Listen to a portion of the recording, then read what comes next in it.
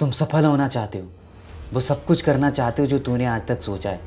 तुम लाइफ में हर खुशी को पाना चाहते हो जो तूने आज तक इमेजिन किया। अगर तुम एक्शन ले लियो, अगर तुम वन स्टेप पैर बढ़ा दियो तो कॉन्ग्रेचुलेसन, आप एवरेज लोग की कैटेगरी से बाहर। एवरेज लोग वो होते हैं जो सिर्फ सोचते हैं, वो बड़े सपने तो देखते हैं लेकिन उस सपने के लिए एक स्टेप भी एक्शन नहीं लेता। अगर आपके जीवन में समस्याओं का ढेर है, पैसों की तंगी है, तो अगेन एक बार फिर से कॉन्ग्रेचुलेसन। अगर आप इस सिचुएशन से लड़ रहे हो तो आप 95% लोग के तुलना में 5% लोग के कैटेगरी में आते हो। और 95% के कैटेगरी में वो लोग आते हैं जो गिव अप कर देते हैं, हार मान लेते हैं। बहुत कम लोग होते हैं जो इस दर्द का सामना करते हैं। सोना को भी तपना पड़ता है तब वो सही आकार में सोना बनता है। एक पत्थर को भी हथौड़े का चोट खाना पड़ता है तभी वो जाके भगवान बनता है। दिल को छोटा मत कर, राहों पे फोकस रख, मिलेंगे तुझे मंजिल, बस इरादों को पक्के रख, बस इरादों को पक्के रख। मैं एक ऐसे बंदे का स्ट्रगल स्टोरी बताने जा रहा हूँ जिससे आपका रोंगटे खड़े हो जाएंगे। Gym quick. जब ये बंदा स्कूल में पढ़ते थे तो क्लास के ब्रेंच से गिरने से दिमाग में चोट लगने की वजह से पढ़ाई वढ़ाई कुछ समझ नहीं आता था और ना ही उतना कुछ याद रहता था। इस बंदे को बुक पढ़ने में बहुत प्रॉब्लम होता था। सेंटेंस जो एक एक वर्ड होता ना वो भी समझ नहीं आता था।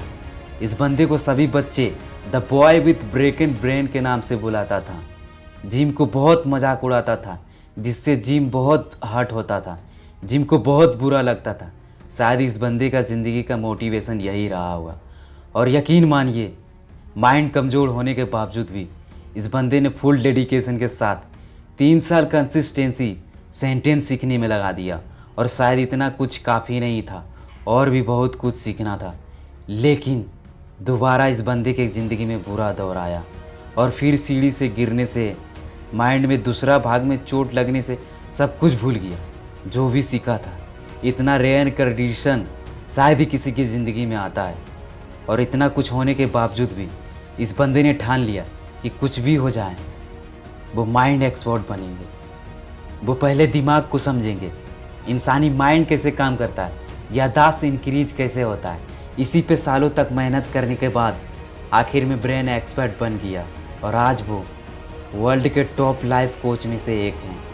इस बंदे ने एलोन मस्क और रिचर्ड बार्सन जैसे कई बड़े बिजनेसमैन को ट्रेन किया कि माइंड कैसे काम करता है, माइंड का ट्रू पोटेंशियल क्या है।